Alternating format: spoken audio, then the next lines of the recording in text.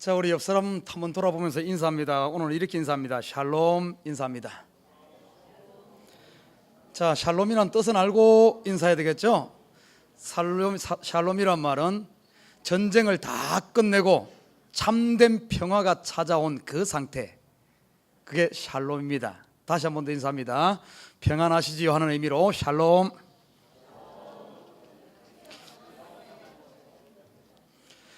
자, 요한계시록 강의 서론 부분 두 번 하고 나서 바로 오늘 13장 666에 대해서 먼저 다루려고 합니다. 참 약속 지킨다는 게 참 힘든 것 같아요. 제가 지난번에 이 666에 대해서 먼저 제가 설교를 하겠다 해놓고 났는데 참 2주 가까이 굉장히 준비를 많이 했어요. 굉장히 준비해가지고 다 정리해가지고 자신이 탁 생겼습니다. 그런데 저녁 10시가 되니까 배가 아프기 시작해. 밤새도록 잠도 제대로 못 자고 설치고 나왔어요. 그리고 1부 예배 드리고 나니까 2부 예배 사무실로 가 다리를 걷지를 못하겠어. 그러니까 우리 또 교회 의사들 많잖아요. 약간 아주 전문가는 아니지만은 그래도 이렇게 한 5명이 얼마나 손가락을 쑤시놨던지 지금 한 10대빵 중에 또 막 여기 또 우리 한의사가 막 온 길을 다 뚫어놔가지고 지금 그러고 나니까 조금 정신은 돌아오는 것 같아. 근데 이 발가락을 땄었는데 위에는 힘이 생겼는데 다리가 힘이 없어. 혹시 중간에 가다가 제가 앉으면은 이해하시기 바랍니다. 자, 이 오늘 특별히 여러분이 궁금해하고 또 많은 사람들이 잘못 해석하고 있는 지금 시중에 나와 있는 666에 대한 책, 설교, 제가 봤을 때는 한 80-90%는 전부 엉터리예요. 여러분 속에 지금 666에 대한 가지고 있는 생각, 아마 우리 성도들이 가지고 있는 생각 아마 95%는 다 가짜일 겁니다. 장담이에요.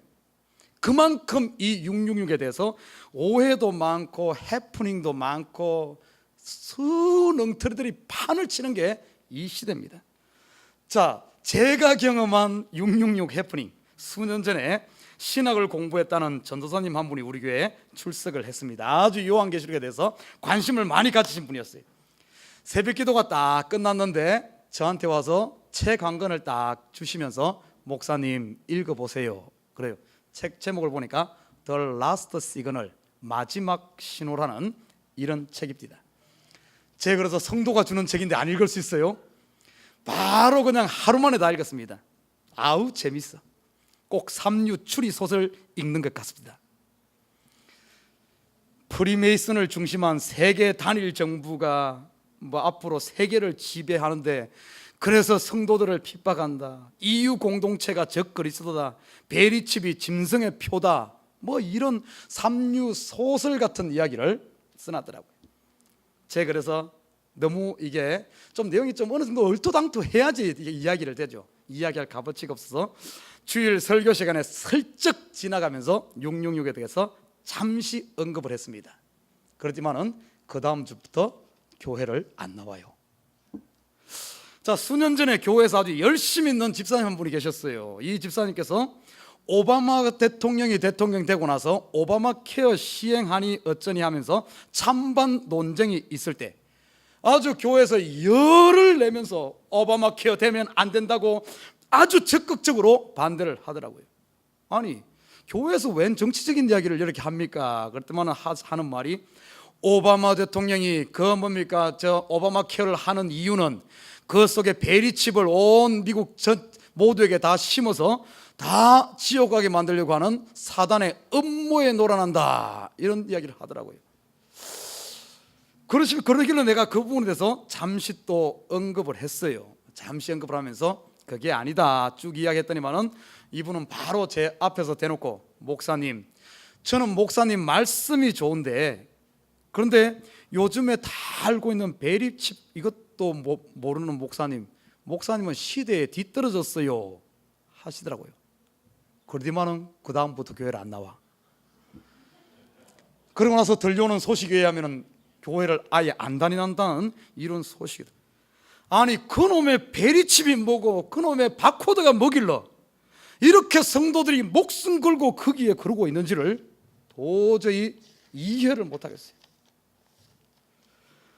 자, 그뿐만이 아닙니다. 그 외에도 수없이 이 이야기 666에 대한 이야기는 해프닝은 수없이 많아요. 수없이 많아요. 그러면 짐승의 표라고 불리는 666의 정체가 과연 무엇일까? 정말 이 666이 바코드고 베리칩이 짐승의 표 666일까? 여러분, 이 베리칩 뜻이나 알고 합니까? 베리칩, Verification 칩이라고 합니다. 신은 확인 장치인 전자칩입니다. 다른 말로는 RFID, Radio Frequency Identification, 무선 주파 신은 확인 장치예요. 미국 플로리다주에 있는 디지털 엔젤사에서 개발한 바이오 칩입니다. 여러분, 기능상 개인정보나 개인정보 저장 기능, 위치 추적, 유전자 코드 인식 기능이 있고, 길이가 11mm, 두께가 2mm 된 피부 속에 내장되는 전자장치입니다.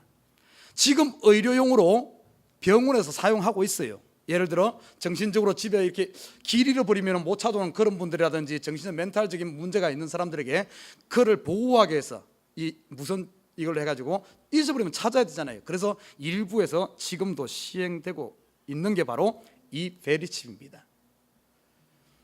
그래서 많은 어떻게 보면은 이 베리칩을 가지고 성경이라는 짐승의 표 666이다 이렇게 주장하는 사람들이 의외로 많습니다. 자, 그리고 또 하나의 이론이 있어요. 또 하나의 이론. 지금 여러분이 시중에 나와 있는 주석책이라든지 많은 책들을, 요한계시록 책을 찾아봐 13장에 대한 해석을 보면은 이 게마트리아 해석 방법을 통해서 666을 추정하는 이것이 의외로 많습니다. 실질적으로 많은 신학자들과 많은 목사들도 그렇게 생각하고 있어요. 여러분, 이 게마트리아 해석 방법이라는 것은 뭔가 하면은 그 당시 헬라어나 히브리어 알파벳에 그 당시는 우리가 쓰는 지금 1, 2, 3, 4 숫자가 그때는 없었어요. 아직까지 개발되지 않았다는 겁니다. 그런데 이 카운트를 할 때, 숫자를 할 때 예를 들어 영어로 한다면 영어 A는 1, B는 2, C는 3 이런 식으로 알파벳에다가 숫자를 매겨서 한 겁니다. 예를 들어 영어로 제 이름을 그런 식으로 한다면 게마트리아 방식을 푼다면 MOON 문 할 때 M은 13, O는 15, 또 15, 그리고 N은 14 해가지고 57 이렇게 숫자로 환산하는 이런 방법들이 그 당시 유행하고 있었어요. 그래서 어떤가 하면 일부 학자들은 그때 그 유행했던 이 짐승의 표 666을 게마트리아 이 해석 방법을 통해서 사람의 이름을 숫자화해가지고 이 사람이 666이다 이렇게 주장하는 게 의외로 많습니다. 여러분, 기독교를 극심하게 핍박했던 로마 황제 네로, 이 네로의 풀네임이 네로 가이사르거든요. 이 사람의 이 이름을 헬라어를 가지고 숫자를 환산하면은, 숫자로 풀면은 1005가 되고요, 히브리어로 환산하면은 딱 666이 됩니다. 그래서 일부에서는 이 네로가 바로 기독교를 핍박하는 이 666이다 이렇게 주장하는 사람이 의외로 많아요. 그뿐만이 아닙니다. 로마 제국을 상징하는 라틴, 헬라어는 라테이노스, 그런데 이 라테이노스를 헬라어로 풀면은 또 숫자가 666이 나옵니다. 그래서 로마 제국이다 이렇게 여러분 한번 다 들어봤을 거예요. 책 보면 다 봤을 겁니다. 한 번쯤은. 또 그리스 신화에, 헬라 신화에 나오는 거대한 신 데이탄을 또 풀면은 666이 나옵니다. 히틀러의 이름을 또 풀면은 또 666이 나와. 이래 가지고 이 게마트리아 방식을 가지고 이가 666이다 이런 식으로 한 것이 의외로 시중에 많이 나와 있고, 제 주석책에도 보니까 그 학설을 설명해 놨어요. 또 어떤 학설인 줄 압니까? 또 어떻게 정한? 계시록 13장 1절에 보면은 이 바다에서 나온 짐승 보면은 뿔이 10이요 머리가 7이다 해가지고, 여러분 얼마 전에 지금 한 20년 됐습니까? 유럽 EC 공동체가 생겼을 때, EC 공동체가 나중에 EU 공동체로 됐잖아요. 그때 10개국이 연합해서 시작을 해요. 지금 몇 개국이죠? 지금은 한 20몇 개 될걸요, 그죠? 많을 겁니다. 10개. 그러니까 그때 어떤 주장이 나왔던가 하면은 이 EU 공동체가 언젠가는 세계 단일 정부를 꿈꿀 텐데 세계 단일 정부 대통령이 666이 될 것이다. 여러분 아마 이런 것도 많이 나와 있을 거예요. 그런 이야기도 또 나왔고, 1970년 중반쯤에 컴퓨터가 보급되었을 때 사람들이 이 앞으로는 컴퓨터 컴퓨터 없이는 생활이 돌아가지 않을 것이다 해가지고 컴퓨터가 인간을 지배하는 뭐 그런 이 논리를 해가지고 컴퓨터가 666이다. 지금 보면은 컴퓨터가 뭐 AI 해가지고 이렇게 뭐 터미네이터 이런 것들이 전부 그 이론에서 추출해가지고 나온 겁니다. 또 어떤 이야기 쓰는가 하면은 1980년대 초에는 처음 이 크레딧 카드, 신용카드가 대중화되었을 때 그 당시 어떤 미래학자 한 분이 앞으로 이 신용카드들이 없으면 생활에 절대 거래를 못하게 될 것이다, 이렇게 이야기를 했습니다. 그러니까 이 크레딧 카드가 666이다, 이런 주장들이. 아무튼 666에 대한 이야기는 참 세대를 거슬러서 다양하게 변화되면서 666에 대해 추측을 하고 있어요. 그런데 전부 보면은 그 시대에 맞는 것 이렇게 해놨기 때문에 사람들이 전부 거기에 빠집니다. 거기에 빠져요. 요한계시록 당시에 그 사람들이 바코드가 있을 줄 어떻게 알았겠어? 베리칩이 있을 줄 어떻게 알겠어? 전혀 그 이야기가 아님에도 불구하고 지금 이 시대에, 그래서 시중에 나와 있는 666에 대한 것은 전부 꽝이에요. 전부 꽝. 네, 그래서 하도 안타까워서 이것을 오늘 가르쳐 줘야 되겠다. 이것은 그런 겁주려고 하는 이야기가 아닙니다. 이 이야기는 사단의 실체를 완전히 폭로시키는 이야기. 그러니까 오늘 아침에 제가 이렇게 아픈가 봐. 영적 싸움 같아, 아무래도 생각해도. 자, 그러면 오늘 한번 살펴보십시다. 제가 우리 서론을 공부하면서 이야기를 했어요. 요한계시록 서론을 공부하면서 요한계시록의 성격에 대해서 분명히 알아야 된다. 요한계시록에 대해서 목적에 대해서 분명히 알아야 된다. 제가 서론 부분에 다뤘습니다. 여러분, 이것을 모르니까, 기본을 모르니까 수능틀이가 나오는 거예요. 여러분 봐요. 오늘 정신 바짝 차리고 들어요. 또 엉뚱하게 가지고 666이 무슨 베리칩이 이런 소리, 그런 학설이 있다는 거 증거한 거예요. 그거 아니에요. 자, 성경이 몇 권이죠? 성경은 분명 66권의 낙권입니다. 그죠? 66권의 낙권을 모아서 한 권으로 만든 거예요. 그런데 보십시오. 성경은 66권이면서 한 권입니다. 여러분 지금 한 권 들고 있잖아요. 왜 그런 줄 알아요? 66권 낙권의 주제와 목적과 기록, 근본적인 사람이 있었지만 그 뒤에서 역사하시는 성령 하나님은 한 분이 있었기 때문에 66권 1500년이란 기간 속에서 50여 명이나 되는 다른 사람 저자에 대해 쓰여졌지만은 그 책은 66권이면서 한 권이라는 사실을 알아야 됩니다. 이건 몰라버리면 안 돼요. 이건 한 권이 한 권, 한 가지 목적을 위해 써 있습니다. 우리 인간의 구원을 위해 쓰여진 한 권이에요. 그렇다면 이 요한계시록은 성경 66권에 창세기가 서론이라면 요한계시록은 결론입니다. 여러분, 결론을 다루는데 결론의 이야기는 전부 서론 본론에 있는 이야기를 서머리한 것이 결론이지, 결론에 가서 서론 본론에 있지도 않은 전혀 엉뚱한 게 기어 들어가면은 그 글은 꽝이에요. 꽝. 여러분, 에세이 쓴다든지 글 쓰는 데 있어, 논문을 쓴다든지 글을 쓰는 데 있어 결론은 반드시 서론과 본론의 것을 종합하는 겁니다. 요한계시록이 바로 그런 관점으로 봐야 돼요. 그거 틀려버리면은 전혀 엉뚱한 이야기 나와요. 오늘 본문에 보면은 이 베리칩, 아니지, 666 소개되는데 16절에서 18절에 뭐 이런 말이 나와요. 오른손에나 이마에 표를 받게 하고 매매를 못하게 하고 짐승의 이름이나 수 666.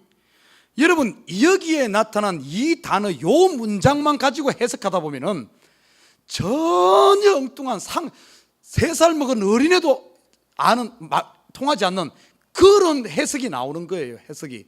그런데 거기에 다 미혹되는 거 보면 이해가 안 돼. 지금 베리칩이니 바코드니 하는 것은 정말 어떻게 보면은 이건 어떤 상상도 할 수 없는 거예요. 상상도 할 수 없는, 말도 안 되는 건데도 불구하고 수많은 성도들이 거기에 빠져가지고 정신을 못 차리고 있어요. 왜 그런가 하면은 성경을 전체를 보지 못하고 요 하나를 보니까 그래. 베리칩 그 이야기에 나온 이유가 단 하나입니다. 매매란 단어 때문에 그 얘기가 나와요. 매매란 단어 때문에. 웃기지 않습니까? 자, 보십시오. 오늘 16절과 18절을 알기 위해서는, 이 속의 내용을 알기 위해서는 11절부터 18절을 알아야 됩니다. 11절부터 그 패러그래프가 11절부터 어떤 이야기가 나오는가 하면 땅에서 올라온 짐승 이야기가 나와요. 이 땅에서 올라온 짐승의 실체를 모르고서는 666을 풀 수가 없어요. 그리고 또 어쩐 줄 압니까? 이 11절에서 18절까지 땅에서 올라온 짐승을 알기 위해서는, 이 실체가 뭔가를 알기 위해서는 계시록 13장 1절부터 10절까지의 내용을 알아야 됩니다. 계시록 13장 1절부터 10절까지는 어떤 내용인가 하면 바다에서 올라온 짐승입니다. 바다에서 올라온 이 짐승이 땅에서 나온 짐승에게 권세를 주기 때문에 이 둘은 모양만 다르지 실질적으로는 같은 존재란 걸 알아야 됩니다. 그러면 바다에서 올라온 짐승, 이 실체를 알기 위해서는 또 어디로 넘어가야 되는가 하면 요한계시록 12장을 알아야 돼. 12장에는 어떤 이야기가 소개되고 있는가 하면 붉은 용 이야기가 소개되고 있어요. 그래서 자 보십시다. 거기 듭니다. 자, 오늘 본문을 해석하기 위해서는 요한계시록 12장부터 13장 전체가 하나의 덩어리로 되어 있고, 그리고 마지막 그 결론이 666이다 이렇게 나오는 거예요. 자, 그러면은 오늘 이걸 상세히 하려면 오늘 날짜도 다 못하니까 대충 넘어가요. 12장 1절부터 그러면은 3절까지는 어떤 이야기인가? 붉은 용에 대해서 나옵니다. 이 붉은 용이 하늘의 기적을 일으키고 하나님과 대적하려고 하다가 쫓겨나서 이쪽으로 땅에 떨어지고 여자가 낳은 아이를 핍박한데, 핍박하고 용이 물을 토하고 하더라도 땅이 갈라서 이 아이를 삼키지 못해. 결국에 12장 전체 이야기는 뭔가 하면은 용이 핍박하지만 결국에는 성공하지 못한다, 실패했다 이 말입니다. 그 이야기를. 그럼 어떤 괴계를 폈는데 이 용의 이야기는 9절에 보면 이 용은 옛 뱀이요 사단이라고도 하고도 마귀라고도 한다는, 이 붉은 용의 정체는 사단인 것을 성경 스스로 해석해 주고 있어요. 붉은 용은 사단인데 이 목적이 뭐였는가 하면 두 가지입니다. 첫째는 하나님이 예수 그리스도를 통해서 우리 인류를 구원하려고 하는 이 구원 계획, 이것을 못하게, 이것을 방해했어요. 그래서 어떻습니까? 예수님 태어나자마자 헤롯을 통해서 죽이려고 했지만은 실패했고, 그리고 어떻게든 예수님을 죽이려고 했는데 결국에는 성공한 것 같아. 십자가에 못 박아 죽였어, 메시아를. 성공했다 만세 했는데 보니까 다시 살아남으로 말미암아 성공한 줄 알았는데 실패로 끝났어요. 그리고 구원의 문이, 예수 그리스도 십자가를 통해서 구원의 문이 활짝 열려버렸습니다. 구원의 문이 열리고 나니까 이 용이 두 번째 계획이 뭔가 하면은 교회가 탄생하는 걸 방해하려고 했어요. 교회가 탄생하는 것, 교회를 통해서 많은 하나님의 백성들이 돌아오잖아요. 그래서 교회 탄생을 방해하려고 여자가 아이를 낳으면 아이를 죽이려고 했는데 그게 뭔가 하면은 교회 탄생을 이야기하거든요. 그런데 교회 탄생 방해했지만 오히려 오순절날 성령이 임함을 말미암아 성공했습니까? 못했습니까? 실패했어요. 자, 붉은 용 사단은 하나님의 구원 계획을 방해하고 교회 탄생을 방해했는데 실패했어요. 이렇게 안 되면 좀 항복해야 되는데, 사단의 특징이 뭔 줄 알아요? 사단은 절대 항복하지 않습니다. 바로왕 봐요. 바로왕 하나님의 능력으로 첫 번째 재앙, 두 번째 재앙, 세 번째, 10번째 재앙까지, 장자가 다 죽는 재앙까지 왔어도 항복합니까? 아니죠. 남은 군대 이끌고 뭡니까? 홍해로 왔다가 다 수장되잖아요. 이 사단이, 용이 이 계획은 실패했지만은 오늘 사단은 꼭 자기의 정체가 드러나면 어떻게 한 줄 압니까? 모양을 바꾸죠. 그죠? 붉은 용이었던 놈이 이제 13장으로 넘어오면서 바다에서 올라온 짐승이 등장합니다. 1절에서 10절까지. 자, 바다에서 올라온 짐승의 정체가 무엇인가? 거기에 보면 이런 말들이 나와요. 우리 한번 봅시다. 13장 1절에서 보면은, 거기에 보면은 내가 보니 바다에서 한 짐승이 나오는데 뿔이 10이요 머리가 7이라. 그 뿔에는 10멸관이 있고 그 머리들엔 참남된 이름들이 있더라. 내가 본 짐승은 표범과 비슷하고 그 발은 고무에 밟았고 그 입은 사자의 입 같은데 용이 자기의 능력과 보좌와 큰 권세를 그에게 주었더라. 자, 여기 보면은 몇 가지 짐승이, 표범이 나오고 곰이 나오고 사자가 나오죠. 여러분, 이것이 무엇인가를 풀기 위해서는 성경은 성경으로 풀어야 됩니다. 본론, 성경의 본론에서 어떻게 이 부분을 다루고 있는가? 곰 이야기, 표범, 사자, 이 그림은 다니엘서 9장부터 12장에 다니엘이 본 환상 가운데 그대로 드러납니다. 그러면서 다니엘은 친절하게도 이것들의 정체를 밝혀주고 있어요. 뭐라고 이야기했는가 하면 바벨론 제국, 페르시아 제국, 헬라 제국, 이것들을 곰과 사자와 이런 것으로 표현해서 해석해주고 있습니다. 다시 말해 이 말은 세상 권세들, 세상 나라들, 특별히 교회를 핍박하는 이 세상 권세가 바로 바다에서 올라온 짐승임을 이야기해주고 있어요. 그런데 오늘 본문에 보면 이 다니엘 쓰는 짐승이 따로따로 있는데 여기서는 이 한 짐승의 모양이 이 모든 것을 다 뭉뚱그려서 이렇게 갖고 있어요. 그 말은 뭔가 하면은 이런 바벨론, 헬라, 페르시아 제국의 이런 막강한 권세를 가진 나라, 바로 로마를 상징합니다. 세상 나라들을 상징하고 있어요. 쉽게 말해 오늘 이 바다에서 올라온 짐승은 세상 나라, 권세, 문화, 종교, 정치, 경제 이런 것들을 상징하고 있습니다. 자, 그런데 봐요. 그러면은 바다에서 올라온 짐승이 뭐라는가? 오늘 7절에서 8절 봐요.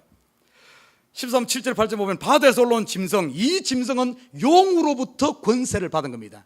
그래서 용과 같은 부리. 7절 또 권세를 받아 성도들을 싸워 이기게 되고 각 족속과 백성과 방언과 나라를 다스리는 권세를 받으니 뭔 말입니까? 세상 권세가 성도들과 싸워 이긴다 그랬어요. 로마가 이 기독교인들을 박해하면서 기독교인 발도 못 붙이게 핍박하는 거예요. 근데 보면 오늘 이것이 보면은 이기게 되고 하지만 이거 완전한 승리가 아니라 일시적인 승리임을 보여줍니다. 일시적인 승리.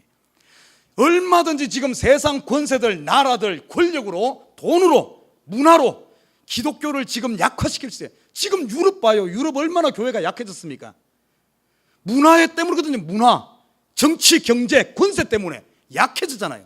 일시적으로 지는 것 같아. 그러나 그게 끝이 아닙니다. 8절 봐요. 8절.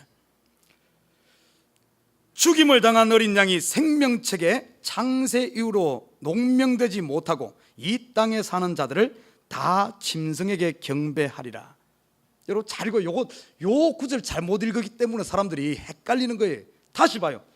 죽임을 당한 어린 양의 생명책에 창세 이후로 농명되지 못하고 사는 자들, 이 사람들은 전부 짐승에게 경배합니다. 쉽게 말해서 요 말을 조금만 여러분 깊이 있게 생각하면은 창세 이후로 하나님의 생명책에 기록된, 다시 말해 예수 그리스도의 이름으로 거듭난 성도들은 짐승에게 경배하게 합니까? 못합니까? 잘 봐요. 요 내용이 어떤 말인가.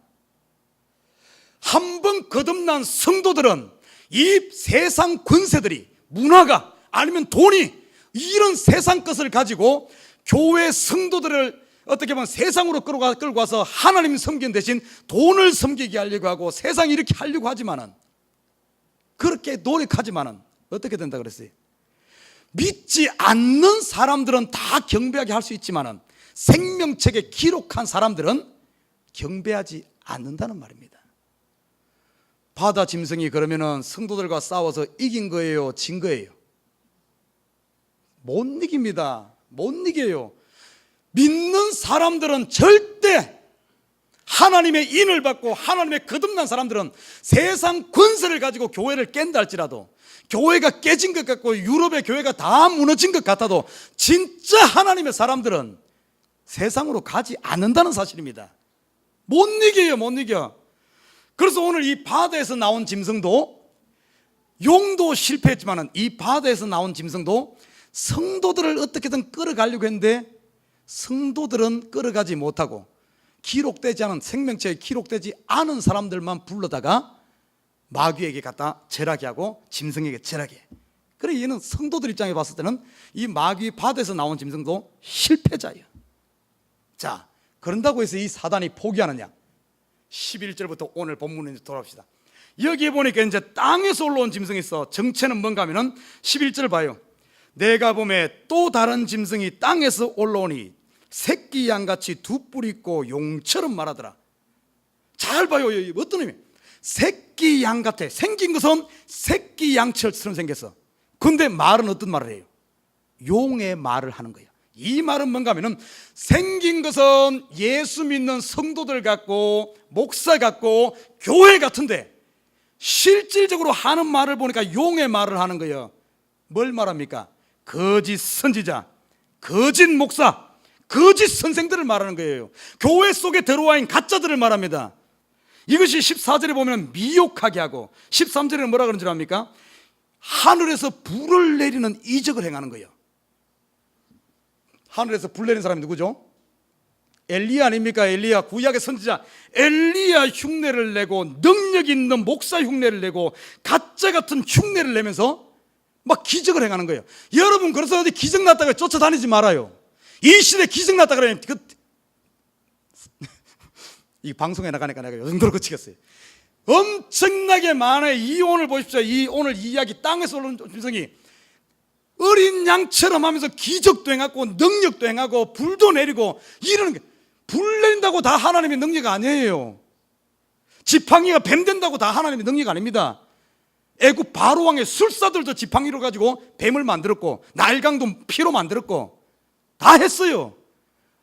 예수님 당시에도 보면은 그쪽에 뭡니까? 이 사도 바울 복음 전할 때 보십시오. 이 거짓 박수 시몬입니까? 그거 뭐 이렇게 했잖아요. 기적을 해가면서 그때 사마리아에 있는 사람들 속였잖아요. 요즘에 보면은 성도들이 뭐 기적이다 그러면 그냥 뭐 앞뒤 못 가리고 갖다 머리 뒤밀어. 여러분 속지 마십시오. 오늘 이렇게 분명하게 이야기하잖아요. 이게 뭔가 하면 땅에서 올라온 짐승이라는 거예요. 이 땅에서 올라온 짐승은, 누가 이 땅에서 올라온 짐승에 힘을 줍니까?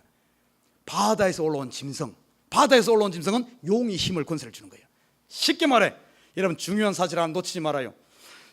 바다에서 뭡니까? 용과 붉은 용, 사단과 바다에서 올라온 짐승, 세상 권세와 교회 가운데 있는 이 거짓 선지자들, 이 셋이 전부 한 통속이란 거예요. 한 통속. 모양만 다를 뿐이지 한 통속이에요.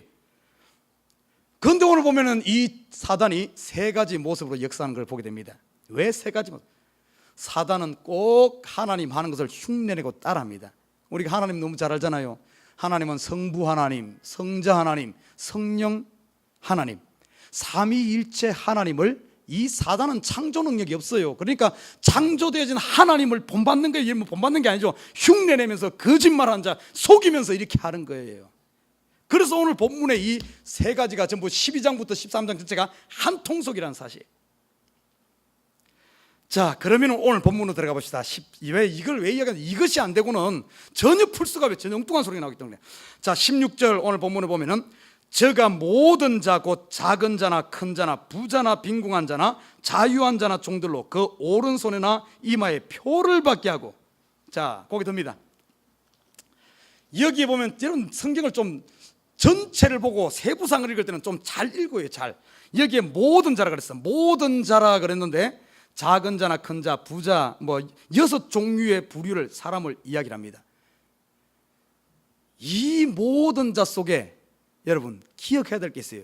지금 12장부터 13장 쭉 한 통속이라 그랬잖아요. 이 모든 자는 누구를 말하는 줄 압니까? 모든 자. 자, 다시 봅니다. 8절 봅니다. 8절. 죽임을 당한 어린 양의 생명책에 창세 이후로 농명되지 못하고 이 땅에 사는 자들은 다 짐승에게 경배하리라. 그러면은 이 모든 자 속에, 표를 받고 짐승에게 경배하는 이 모든 자 속에 하나님의 인을 받은 하나님의 사람이 포함됩니까? 안 됩니까? 안 되죠. 생명책에 기록 안 된 사람에게 표를 주고 경배하게 한다니까. 생명책에 기록된 사람, 저와 여러분 예수를 영접하고 하나님의 성령이 있는, 인이 있는 저와 여러분은, 여러분에겐 사단이 표를 못해요. 그런데 예수 믿는 사람은 베리치 비교 받으면 뭐지? 아유, 내 그 소리 참. 여기서 말하는 모든 자는 누군가 하면 생명책에 기록되지 못한 모든 사람들. 이 사람들은 벌써 베리칩이 아니라 뭐가 아니라 벌써 그 사람들은 사단에 벌써 표를 받은 사람인 줄 믿습니다. 벌써 받은 사람이에요. 뭐 기계로 넣어서 그런 것이 아니라 생명책에 없는 모든 사람들, 단 한 명도 제외하지 않아요. 중간이란 건 없습니다. 둘 중에 하나. 요한계시록은 결론 아닙니까? 둘 중에 하나예요. 하나님의 생명책에 기록된 사람은 하나님의 인이 있고, 그러지 않은 사람은 예외 없이 모든 자, 나는 하나님의 인도 안 받고 사단의 인도 안 받았어, 그런 사람은 없다니까. 둘 중에 하나예요. 둘 중에 하나. 그런데 여러분이 정말 예수 그리스도를 영접하고 예수를 믿는다면 여러분 속에는 벌써 하나님의 성령 인이 있기 때문에 거기서 제외된 손을 못 대는 겁니다. 못 대. 그런데 예수 믿으면서 그것 때문에 뭐 저거 겁먹고 있는 거 보면 얼마나 정말 말도 안 되는 이야기예요. 여러분, 그러면은 이 표라는 의미를 좀 알아야 돼요. 표가 뭔가? 왜 표를 하는가? 여러분, 그 당시 목이 실라가네. 죄송합니다. 이래야 잠 안 자니까 꼭 잠자다가 이제 깨고 나면은 우리 목사님이 베리칩 받으면 안 된다 그래. 이런 소리 하면 그러면 안 돼. 잘 들어야 돼. 그래서 왜냐하면 오늘 이거 잘 들어야지 확실히 쓸 수 있어요. 여러분, 그 당시 요한 당시 표라는 것이 뭔 줄 압니까? 표. 이 표는 당시 군인들에게 쓰이. 군인들. 그 당시는 군인들이 용병이 많았잖아요. 로마가 수많은 나라를 정복하면서 용병을 데려왔잖아요. 그래서 군인들과 그리고 노예들, 내 소유란 것, 노예들, 그리고 신전 봉사자들에게 이 소유를 표시하는, 이건 내 것이다, 이건 로마 군인이다, 이것은 어떤 소유를 표시하기 위해서 표를 했어요. 아니면 구분하기 위해서, 이건 네 것과 내 것을 구분하기 위해서 표를 했어요. 또 어떤가 하면 이 표는 환하게 드러나는 사인입니다. 표 없으면 뭐 누군지 모르잖아요. 그 드러나게 하기 위해서 이 표를 했어요. 사인을 했습니다. 자, 그러면 이 표가 성경적으로 풀어야 됩니다. 이 엉뚱한 데서 찾으려고 하지 말고 성경에 보면 처음에 표가 어디 나오는가? 성경에 짐승의 표가 처음 나온 곳이 창세기 4장 15절입니다. 목사님, 거기 어떤 그런 게 있어요? 있어요. 잘 봐요. 자, 창세기 4장 15절이 이렇게 말합니다. 이 가인이 자기 동생 아벨을 쳐 죽이죠. 그죠? 그래서 가인이 쫓겨납니다. 쫓겨나면서 하나님한테 이렇게 말합니다. 하나님, 나를 여기서 쫓아내면 나를 만나는 사람이 나를 죽일 것인데 어떡합니까? 그러니까 하나님께서 가인에게 이렇게 말합니다. 가인에게 표를 주사 만나는 누구에게든지 죽임을 명쾌하시니라. 이렇게 말하고 있어요. 자, 여러분, 얼핏 들으면 가인이 받은 표, 죽임을 면하는 표, 얼핏 들으면 좋은 것 같은데 좋은 게 아니에요. 왜 가인이 하나님으로부터 쫓겨나서 세상으로 갔는데도 불구하고 죽임을 당하지 않을까요? 가인에게 준 표가 뭔 표인 줄 압니까? 좋은 표가 아니에요. 저주의 표입니다. 저주의 표. 사단의 표, 저주의 표예요. 그러면 왜 이것을 받는데 왜 죽임을 당하지 않는가? 세상에 가면은, 전부터 가면 이 표를 가지고 가면은 세상에는 전부 똑같은 놈들만 있거든. 그러니까 그 표를 보여주면은 너하고 나하고 친구네, 죽일 일이 없지, 같은 편인데. 같은 저주받은 인생들끼리, 다 버림받은 인생들끼리, 다 죄인끼리, 끼리니까 안 죽이지. 죄인들만 모이는데 의인이 가면은 왕따가 되고 죽임 당하는데, 다 저주받은 인생들이 있는데 이 저주받은 표를 가지고 나니까 같은 편이라고 하면서 안 죽이는 거예요. 여러분, 이 개념 속에 뭔가 굉장히 영적인 개념이 들어있어요. 오늘 본문에도 보면 매매를 못하게 한다 그러잖아요. 매매를 못하게 한다. 이 표를 가지고 있으면 매매를 할 수 있어요. 쉽게 말해 어떤 세상 사람들은 세상 사람들끼리, 저들끼리는 그게 됩니다. 여기서 매매란 단어도 단순히 물건 사고 파는 이야기가 아니에요. 좀 이따 그건 살펴보고요. 아무튼 이 표, 가인이 이 표를, 저주의 표를 가지고 갔기 때문에 저주받은 사람들 만나도 같은 편이기 때문에 죽이지 않는 겁니다. 자, 그러면은 가인만 표를 가진 아니에요. 하나님은 하나님의 백성에게도 표를 줬습니다. 오늘 본문을 잘 읽어보면은, 우리 한번 찾아보십시다. 오늘 본문에 보면은 17절 봐요. 누구든지 이 표를 가진 자 외에는 매매를 못하게 하나니 이 표는 곧 짐승의 이름이나 그 이름의 수라. 여러분, 자, 보게 됩니다. 자, 여기서 보면 표하고 이름하고 같은 겁니다. 같은 거. 이름 또 수 같은 거예요. 이름의 표나, 아니 표나 그 이름의 그 이름, 수 같은 겁니다. 자, 하나님께서 자기 백성들에게는 어떻게 표를 한 줄 압니까? 아브라함을 불렀을 때 아브라함의 이름이 아브라함이었어요. 그런데 나중에 그가 하나님께서 이름을 어떻게 바꿨습니까? 아브라함으로 새 이름을 주었습니다. 야곱은 이스라엘로 새 이름을 주었고 사레는 사라로 새 이름을 주었고 저와 여러분 이 시대 성도들에게는 저와 여러분의 새 이름을 주었어요. 거룩한 하나님의 자녀라는 성도라는 새 이름을 준 줄 믿습니다. 사단은 저주의 표를 가지고 있고 하나님의 백성들에게는 하나님께서 뭘 줬는가 하면 하나님의 이름. 그래서 우리가 크리스찬이잖아요. 예수의 이름이, 그 이름을 내가 사용하잖아요. 예수의 이름으로 기도하고 예수의 이름으로 귀신 쫓고 나를 크리스찬이라고 예수의 이름, 이 표란 거죠, 표.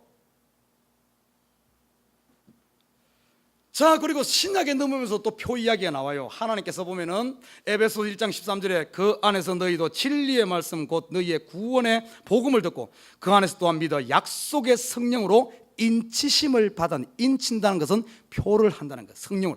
계시록 7장 3절에 보면 이렇게 말해요. 가로되 우리가 우리 하나님의 종들의 이마에 인치기까지, 표하기까지 땅이나 바다나 나무나 해하지 말라. 하나님은 어떤 줄 압니까? 하나님은 자기를 믿는 사람들에게 뭘 하는 줄 알아요? 하나님 것으로 드러내고 하나님께서로 구분하고 하나님의 소유라는 표시로 표를 하는 겁니다. 인을 해요. 인을 칩니다. 그 인을 성경에서는 다른 말로 뭐라고 하면 성령이다 그래요. 성령을 우리 속에 주시는 것은 하나님의 자녀 되었음을 드러내는 표입니다. 쉽게 말해 이 땅에 사는 사람들 하나님께서 자기 백성들을 다 인을 쳐 자기 것으로 다 표현해. 전부 여러분의 이마에는 보이진 않지만은 여러분은 지금 하나님이 봤을 때는 여러분이 다 인이 있어요. 성령이기 때문에. 보면서 그래서 하나님이 이 땅에 사는 사람들 전부 하나님 것으로 딱 구분해놓고 어떻게 하는 줄 압니까? 세상 보고 사단 보고 야 이거 손대지 마. 이건 내 거요. 사인하고 인을 쳐놨거든요. 손대지 마. 욥기서에 보면 그런 비슷한 이야기가 나옵니다. 욥은 하나님의 사람이잖아요. 인친 사람 아닙니까? 사단이 가서 욥을 시험할 때 하나님이 뭐라 그런 줄 알아요? 야, 네 다 건드려도 괜찮은데 그 생명에는 손대지 마. 그건 내 거요. 여러분 지금 하나님이 여러분에게 다 인을 쳐서 하나님 것으로 내 거야 하고 손대지 말라고 딱 경계를 지어놓고 구분해 놓은 줄 믿습니다. 자, 그러니까 하나님이 딱 구분하니까 사단도 아까 말했죠. 꼭 보면은 요 사단은 하나님을 흉내내면서 지도 자기 것을 드러내는 거예요. 표현하는 겁니다. 어디서 하는 거면 오른손이나 이마. 오른손 단순히 오른손 이걸 말하는 게 아니에요. 그 당시는 왼손잡이가 많지 않았어요. 주로 오른손 하면은 이게 뭐 행동을 말하고 이마는 뭔가 하면 지성, 이성, 인격을 상징하는 곳이 이마입니다. 이마는 표를 했다. 이마, 손과 이마에 표를 했다. 이마는 안과 밖이 다 타락했다. 이런 의미예요. 그리고 표라는 것이 뭡니까? 사인. 우리가 보면은 도로 가다가 사인 있죠. 사인은 이 표라는 건 드러내는 걸 말합니다. 하나님이 하나님의 백성을 다 드러내고 표를 해놓으니까 이 사단도 자기 백성들에게 표를 하면 자기 것을 드러내는 거예요. 드러내. 이것을 요즘 많이 사용하는 단어로 하면 커밍아웃 합니다. 커밍아웃. 원래 사단은 어떻습니까? 사단은 커밍아웃 하는 존재가 아니에요. 사단은 항상 숨어서 일합니다. 여러분 잘 알잖아요. 애굽의 바로왕 있죠. 사단의 앞잡이라고 보이지는 이 바로왕이 영아 살해할 때 처음에 어떻게 했습니까?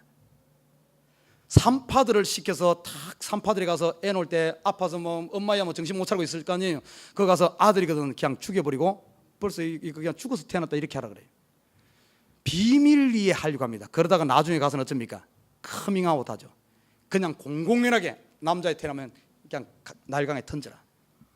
로마 황제 도미티아누스 황제도 처음에는 자기가 황제라 그러는데 나중에 가서는 어떻게 하는지 커밍아웃 합니다. 내가 황제가 아니라 나는 신이다. 나를 경배라. 자기 경배하게끔 이렇게 합니다.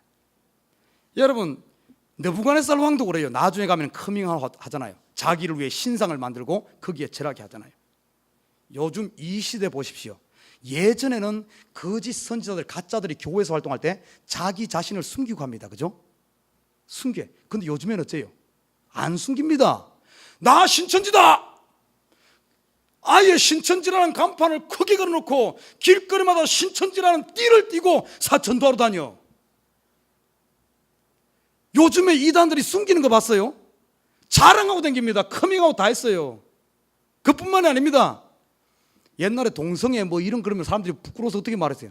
지금은 막 아이고 저거들이 막 진짜같이 막 수만 명이 모여서 막 이러고 댕겨. 나 지금 그러고 아이고 창피해 죽었어. 그 정도가 아니에요. 요즘에 교회 거짓들, 가짜 목사들도 어쩐 줄 압니까? 하려면 해봐. 나 이렇게 교세 많고, 나 이렇게 돈 많고, 나 이렇게 하는데, 나봐, 나 TV에 나온다. 가짜 뭐 한번 해봐. 옛날에는 좀 그러면 이렇게 했는데 요즘에는 가짜들이 진짜같이 더 큰 소리 치는 시대예요. 이게 뭔 줄 알면 이게 표예요, 표. 안타까운 시대예요. 자, 이러면서 이 사단도 그전에는 숨어서 했던 건데 하나님이 자기 백성들의 표를 따가니까 이 사단도 이제는 표를 하면서 내 거라 하고 아예 드러내놓고 다니는 거예요. 그냥 커밍아웃 해버립니다.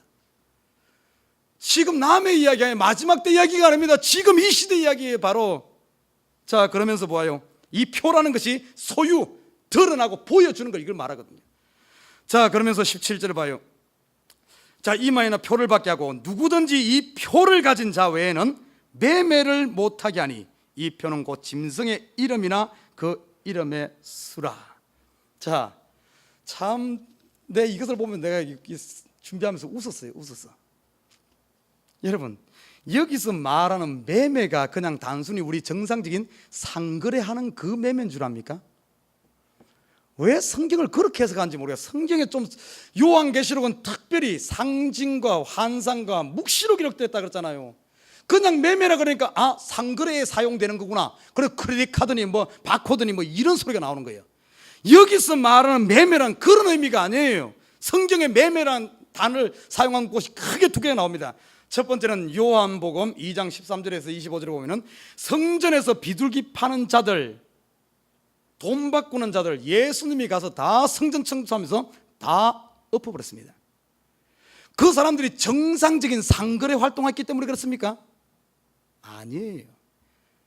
그 성전에서 지금 자기들이 주인 노릇하고 있는 바리새인들, 서기관들, 제사장들, 이 기득권의 빌부터 가지고 같이 거기서 유익을 빨아먹고 자기들의 기득권을 하고 있는 유익을 챙기는, 자기들끼리 끼리끼리 놀아나는 이 상태, 이것을 매매한다 그런 거예요.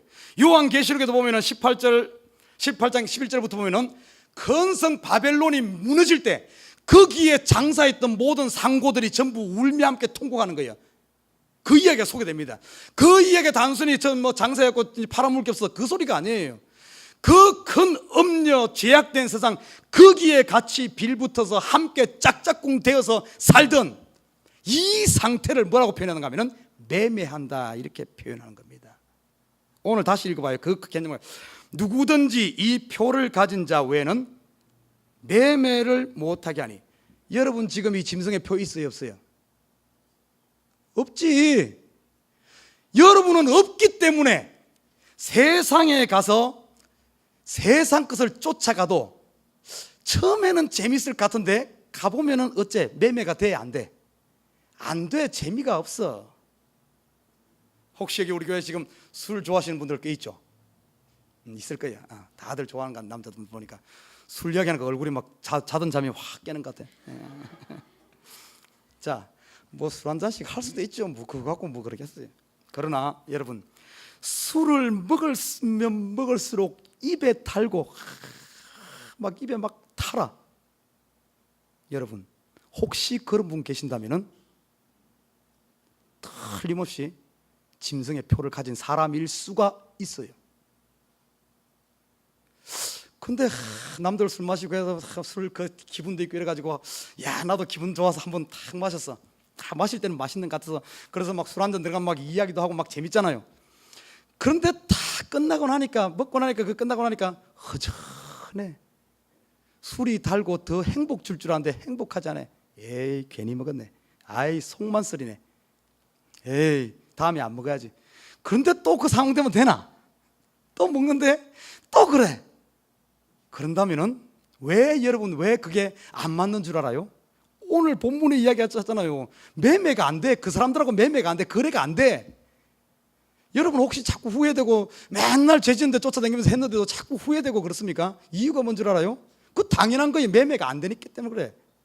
여러분 그 표가 없으니까 그래. 그러고 싶거든. 짐승한테 가서 표 사.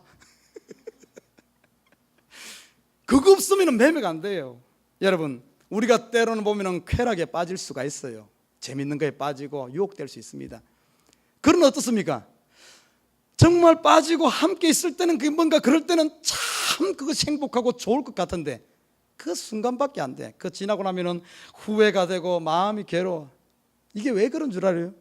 표가 없으니까 그래. 매매가 안 된다니까.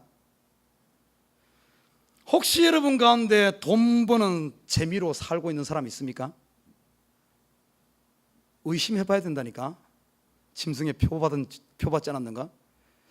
돈이 없을 때는 돈만 벌면 행복할 것 같아. 그래서 열심히 돈을 벌었어. 그래서 돈이 행복 줄 줄 알았는데 돈을 가지고 있어도 이 돈이 행복을 안 주네. 여전히 하루 세 끼 먹는 건 똑같고 뭐 옷 입는 것도 그러고 뭐 조금 더 좋은 차 타고 다니서 없을 때는 좋은 차 타면 사람들이 다 부러워할 줄 아는데 좋은 차 타니까 눈에 보이는 게 나보다 더 좋은 차 탄 사람만 보이네. 별로 돈이 행복 줄 줄 알았는데 행복 주지 않아. 거래가 안 돼. 매매가 안 돼. 그 이야기 하는 거예요. 지금 여기서 매매란 말은. 그래서 이 표를 가진 사람들은 어떻게 된 줄 압니까? 짐승의 표를 가진 사람들은 세상에 가서 사는 것이, 그렇게 재짓고 사는 것이 재밌어. 근데 그 사람들이 교회에 앉아 있으면 좀 있으시고 미쳐버려. 표가 없어. 이게 안 맞는 거야. 안 맞는 거. 그래서 우리 성도들은 사단에 속아서 넘어지고 그럴 수 있어요. 그러지만 어쩐 줄 압니까?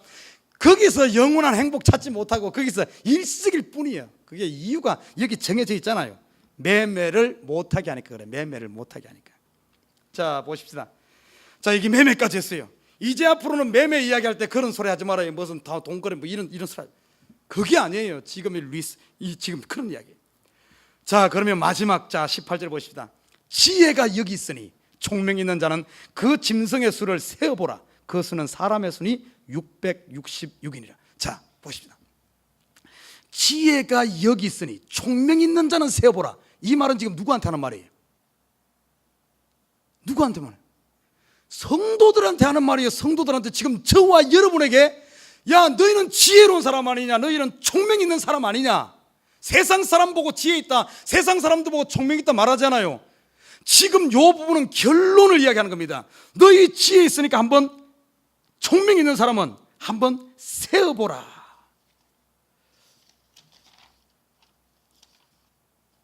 여러분, 여기서 세어보다는 말이 뭔 줄 압니까? 뭐 이름에 숫자 붙이고 덧셈 해봐라, 곱셈 해봐라, 뺄셈 해봐라, 이 소리가 아니에요. 왜 여기 갑자기 산수도 못하면서 여기다 산수를 갖다 붙이냐고. 여기서 세어보란 말은 어떤 의미인 줄 압니까? 헬라 원어에 보면 탐구해봐라, 잘 생각해봐라, 깊이 묵상해봐라, 이런 의미예요. 그러면서 하는 말이, 총명자는 그 짐승의 수를 세어보라, 묵상해봐라. 그 수는 사람의 수니, 사람이란 여기서 어떤 개인의 인물을 말하는 게 아닙니다. 성경에 보면 사람이란 것은 언제 사람이라 그럽니까? 사람이란 단어를 사용할 때 타락해서 육체가 되어버렸을 때 사람이다 그러는 거예요. 사람의 순위, 타락한 순위, 저주받은 순위, 사람의 순위 666이다. 이거 헬라 원래 원문을 보면 어떤 줄 알아요? 666 이렇게 쓰인 것이 아니라 666 이겁니다. 그 666, 그래서 666이에요. 분리되어 있습니다. 그냥 우리 666이 아니에요. 666입니다. 자, 이 666이라는 이 숫자를 풀기 위해서는 그냥 엉뚱한 데 갖다 붙이면 안 돼. 롱아일랜드 가니까 어떤 건물의 넘버가 666 넘버 있습니다.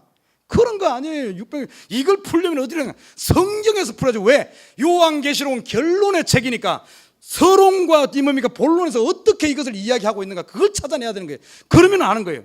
자, 6이라는 숫자가 제일 먼저 등장한 데가 언제입니까? 어디에 있어요? 창세기에 등장하죠. 서론 부분 창세기에 하나님이 천지를 며칠 만에 창조했어요? 6일 만에 창조하지 않았습니까? 6일 만에 창조하고 거기다 플러스 1, 제7일, 7이 되니까 완전해지잖아요. 안식에 들어가잖아요. 안식일. 그러면 6이라는 숫자는 안식에 들어가기 전에 미완성된 숫자라는 의미예요. 그래서 안식일이 복된 거예요. 우리가 안식일을 지킴으로 말미암아 완전해지는 거예요. 아무리 이 땅에서 일만 해도 이 안식에 들어가지 못하면은 그거는 말짱 미완성입니다. 미완성. 6이라는 숫자는 그런 의미예요. 또 보십시오. 다니엘서 3장 1절에는 느부갓네살 왕이 금으로 신상을 만들었는데 높이가 60규빗, 넓이가 6규빗. 여러분, 이게 우연 같습니까? 뭔가 지금 이 다니엘서를 기록하고 지금 하는 것은 뭔가 60이 상징하고 6이 상징하는 게 뭔가 의미가 있는 거예요. 바로 우상을 상징하는, 가짜를 상징하는 숫자가 60과 6입니다. 또 그리고 보십시오. 왕상 10장 14절에 보면 솔로몬이 세입금의 중수가 금 666달란트입니다. 그런데 이때부터 해가지고 솔로몬의 11장까지 솔로몬의 타락을 다 기록하고 있어요. 타락을. 뭔가 하면 이 6이라는 숫자는 뭐와 관련된 타락과 관계되어 있다는 거예요. 그리고 요한계시록에서는 일관성 있게 6과 7을 비교합니다. 여러분, 인해 재앙, 나팔 재앙 나오잖아요. 그죠? 거기에 보면 6번째까지는 전부 뭐와 관계되어 있습니까? 재앙입니다. 재앙. 그런데 7번째는 뭐가 되어 있어요? 완성된 하나님의 나라를 소개하고 있습니다. 그래서 6번째까지는 재앙에다가 7번째 넘어가기 전에 하나님의 나라를 소개하는 거예요. 그리고 성기 당시 이 성도들은 어떤 줄 압니까?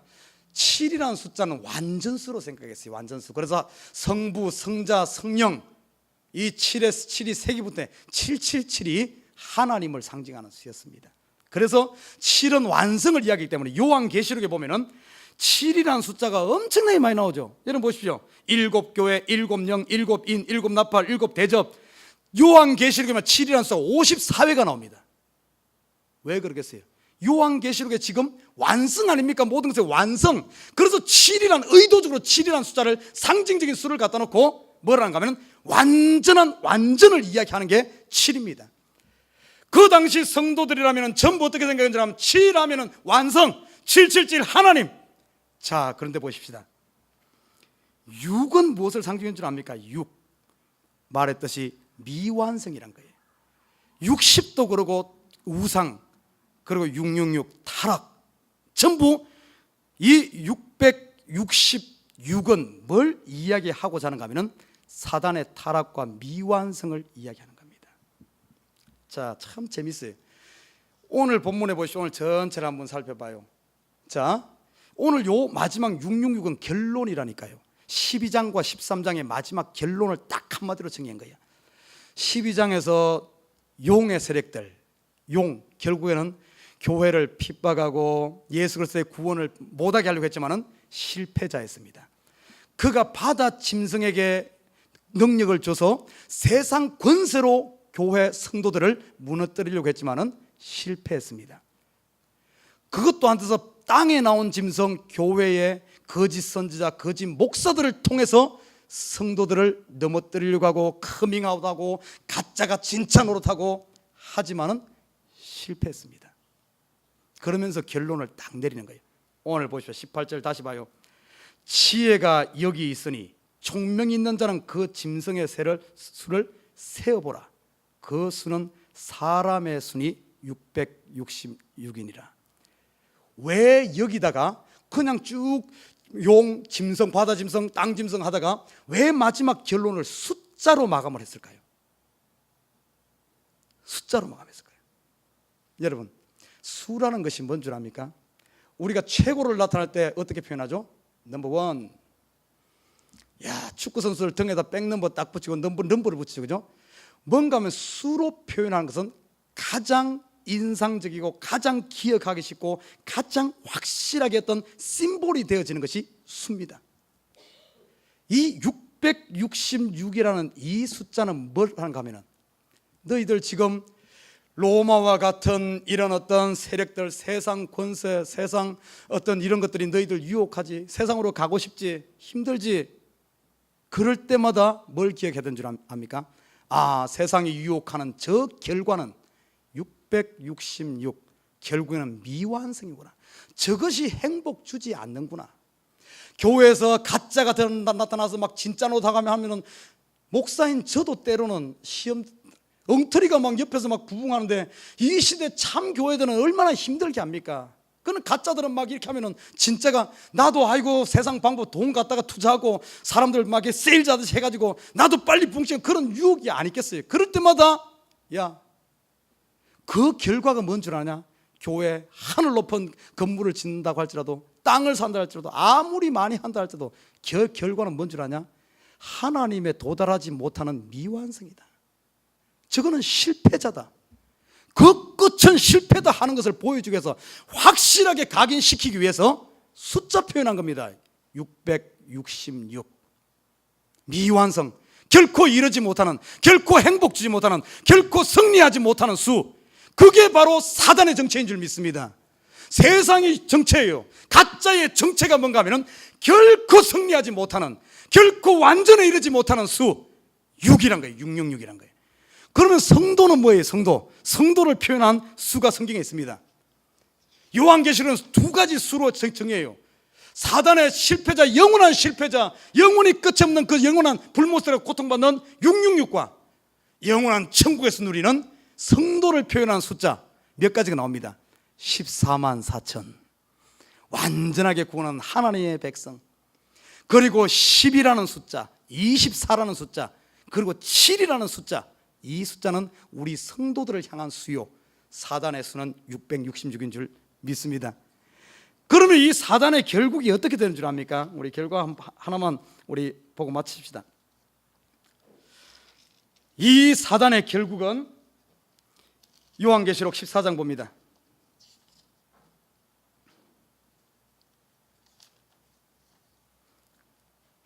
요한계시록 14장 9절에서 11절 봐요. 666 세상의 권세와 부귀와 영화와 문화와 그리고 지금 어떤 진리보다는 비진리를 쫓아가고, 이런 결국은 뭔가 하면은 오늘 결과를 이야기해 주고 있어요. 계시록 14장 9절에서 11절 보면 이렇게 말합니다. 9절 봐요. 또 다른 천사 곧 셋째가 그 뒤를 따라 큰 음성으로 가로되 만일 누구든지 짐승과 그의 우상에게 경배하고 이마에나 손에 표를 받으면 세상과 타협하고 세상을 쫓아간 사람들, 그러나 성도는 이거 안 쫓아갑니다. 이런 쫓아간 사람들은 결과가 뭔가? 11절 봐요. 그 고난의 연기가 세세토록 올라가려다. 짐승과 그의 우상에게 경배하고 그 이름의 표를 받는 자는 누구든지 밤낮 쉼을 얻지 못하리라. 안식에 들어가지 못하고 영원토록 쉼을 얻지 못하는 그 수, 그게 바로 666입니다. 여러분 666 여러분 두려워 떨으라고 준 수가 아니에요. 여러분 머릿속에 확실히 기억하라고. 여러분 하루하루 살면서 유혹이 있습니까? 내가 저것만 가면, 교회만 안 나오면, 에버그린 교회만 떠나면 행복할 것 같아. 내가 교회 안 가고 절에 가면 행복할 것 같아. 이야, 내 가슴에 불릴 때 절에 가면 행복할 것 같아. 돈으로 쫓아가면 행복할 것 같아. 이야, 참 진리대로 쫓아가려니까 이거 힘들어. 그래서 남들은 다 술수로 쓰는데 나도 술수로 세가지고 빨리빨리 하고 싶어. 여러분 그럴 때마다 여러분이 기억해야 될 것, 그 결국이 뭐라고? 666이다. 666이에요. 666 결과 그 백날 먼저 쫓아가도 중간에 가다 보면 다 꼴인지 못 가고 중간에 다 쓰러져 있어. 행복 줄 알고 쫓아갔지만 가보면 다 울고 퍼지고 있어. 그게 바로 666이에요. 이 666이란 말은 내가 하면은 용과 바다에서 나온 짐승과 땅에서 나온 짐승, 사단을 따르는 모든 무리들의 마지막 결국이 하나님의 안식에 이르지 못하는 666인 줄 믿습니다.